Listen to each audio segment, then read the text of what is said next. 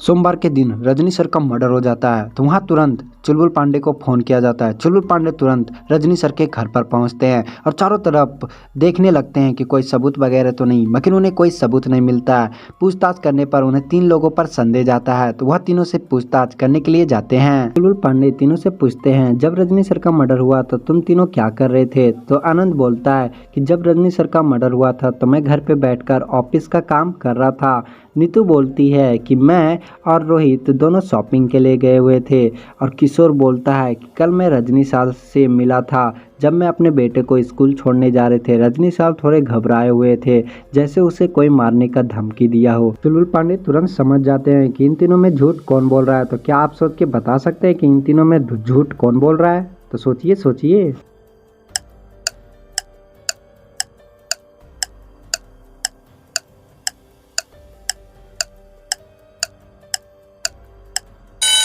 अपराधी है आनंद। क्यों? क्योंकि आनंद ने बोला कि कल जब मैं अपने बच्चे को स्कूल लेके जा रहा था तभी मुझे रजनी सर मिले। तो आप ज़रा सोचिए कि जब रजनी सर का मौत सोमवार को हुआ तो आनंद वो अपने बच्चे को रविवार के दिन कैसे स्कूल ले जा सकता है? इसलिए अपराधी आनंद है। चुलबुल पांडे ये बात समझ जाते हैं और तुरंत किशोर को पकड़ लेते हैं। और क्या आपने भी आंसर यही बताया था? तो आप बिल्कुल सही है। और चलिए अगली पहेली में। मदन एक एडिटर होता है, वो काफ़ी अच्छा फ़ोटो एडिटिंग कर लेता है और उसका एक सपना होता है कि वो एडिटिंग कंपनी में जॉब करे। इसलिए वो अपना एक फ़ोटो एडिट किया हुआ वो कंपनी वाले के पास भेज देता है। भेजने के बाद कंपनी वाले देखते हैं और उसे रिसेंड उसके घर पर भेज देते हैं। भेजने के बाद वो लिफाफा उठाकर मदन देखता है कि उसमें उसका जो जॉब है उसे रिजेक्ट कर दिया गया है। अब आपको ये फ़ोटो देख के बताना है कि मदन को क्यों रिजेक्ट कर दिया गया है। फ़ोटो को देखिए और सोच के बताइए क्यों रिजेक्ट किया गया है। सोचिए सोचिए।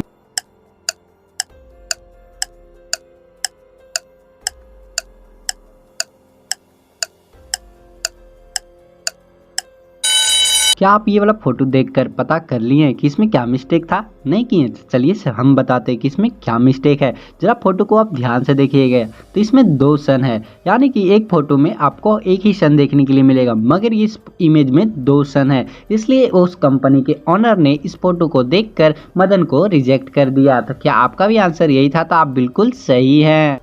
रजनी सर की मृत्यु हो जाती है जिसमें अपराधी किशोर को जेल में चुलबुल पांडे डाल देते हैं। उसे जेल में बंद करके चुलबुल पांडे वहां से चले जाते हैं। किशोर सोचने लगता है कि यहाँ से मैं कैसे बाहर निकलूँ।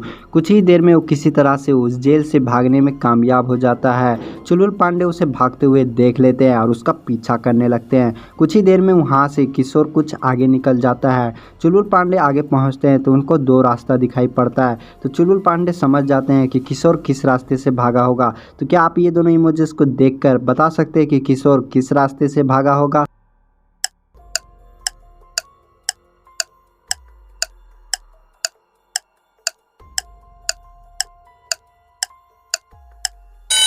किशोर जो है वो दूसरे रास्ते से भागा होगा। जरा पहले रास्ते को आप ध्यान से देखिएगा तो उसमें किसी जानवर का फुटप्रिंट है, यानी कि उस रास्ते से कोई जानवर गया होगा। और जरा दूसरे इमेज को आप ध्यान से देखिएगा तो उसमें किसी जूते का फुटप्रिंट है, यानी किशोर ने जूता पहन रखा था, यानी कि ये किशोर का फुटप्रिंट है। तो तुरंत चुलबुल पांडे ये बात समझ जाते हैं और उसी रास्ते से चले जाते हैं। किशोर चुलबुल पांडे से बचने के लिए वह भाग रहा होता है क्योंकि उसके पीछे चुलबुल पांडे पड़ गए होते हैं उसे पकड़ने के लिए। तो किशोर एक घर के अंदर चला जाता है। घर में जैसे वो घुसता है तो चुलबुल पांडे उसे घर में जाते हुए देख लेते हैं और वह भी घर के तरफ बढ़ते हैं। घर के पास पहुंचते हैं तो उसके दरवाजे पर एक लॉक लगा हुआ होता है। तो चुलबुल पांडे उस लॉक को देखकर समझ जाते हैं कि इसका पासपोर्ट क्या होगा। तो आपको बताना है कि चुलबुल पांडे को कैसे पता चला कि इसका पासपोर्ट क्या है।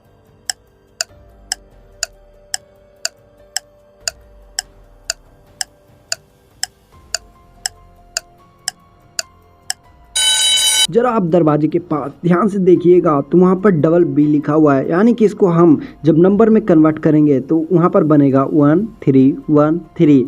तो चुलबुल पांडे ये समझ जाते हैं और तुरंत पासपोर्ट को खोलकर अंदर चले जाते हैं। तो किशोर को चुलबुल पांडे पकड़ लेते हैं। पकड़ने के बाद उसको जेल में बंद कर देते हैं। इस बार वो जेल से नहीं भाग पाएगा। तो चलिए अब अगली पहेली देखते हैं।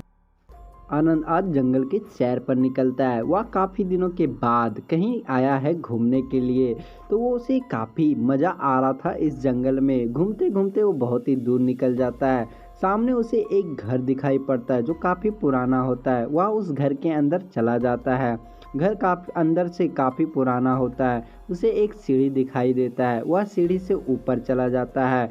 ऊपर जब पहुंचता है तो उसे 3 दरवाजे दिखाई देते हैं। पहला दरवाज़ा जो होता है उसमें आग लगा हुआ होता है। दूसरे दरवाजे पर लोहे का रड लगा हुआ होता है और तीसरे दरवाजे पर जो बर्फ़ का नोकीली धार वाला होता है। तो अब ये तीनों दरवाजे में से आनंद कौन सा दरवाजे से बाहर जा सकता है, तो ज़रा सोच के बताइए। और क्या आनंद इस दरवाजे से बाहर जा सकता है? तो सोचिए सोचिए बताइए आनंद कैसे बाहर जाएगा।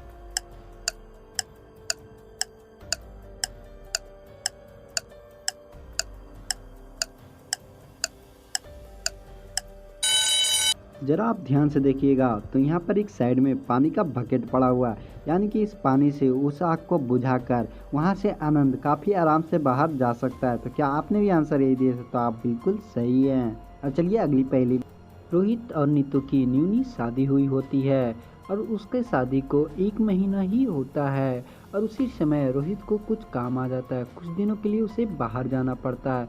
वह होटल में 1 घंटे में पहुंच जाता है। वो उसे नीतू की याद आने लगता है। तभी वो मैसेज करता है, क्या कर रही हो? उधर से रिप्लाई आता है कि मैं खाना बना रही हूँ और एक पिक्चर साथ में भेज देता है।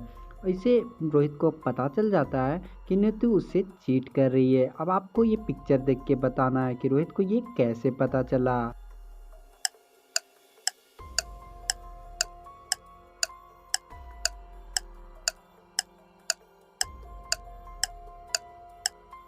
इस पिक्चर को जरा ध्यान से देखिए। बेड पर एक जीन्स पड़ा हुआ होता है, मगर जब रोहित घर से बाहर निकलता है उस समय बेड पर कोई जीन्स नहीं होता है, जिससे वह समझ जाता है कि उससे नीतू चीट कर रही है।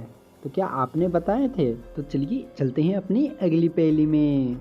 अब चलिए इसमें पता करते हैं कि 5 डिफरेंस, इसमें 5 ऐसी अलग अलग चीज़ें हैं जो आपको इसमें पता करना है। तो क्या आप पता कर पाते हैं? तो चलिए 10 सेकंड में आपको पता करके मुझे बताना है।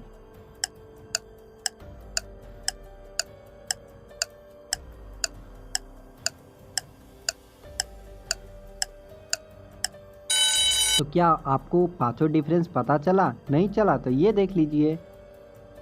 तो चलिए अब चलते हैं अगली पहेली में।